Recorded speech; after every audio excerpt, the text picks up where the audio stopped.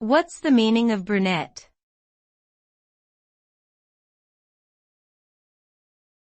Brunette.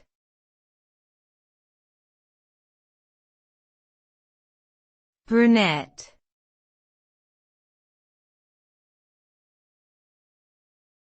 Brunette.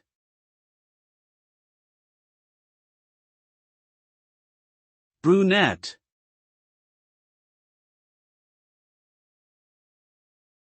Brunette is an adjective used to describe a person with dark brown hair.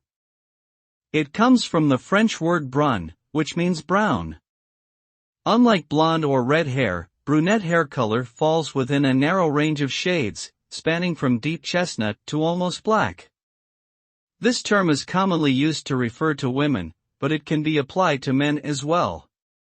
The degree of darkness of the hair determines whether someone is considered a light or dark brunette. As a physical characteristic, being a brunette is simply a trait of having a certain hair color, and it does not imply anything beyond that.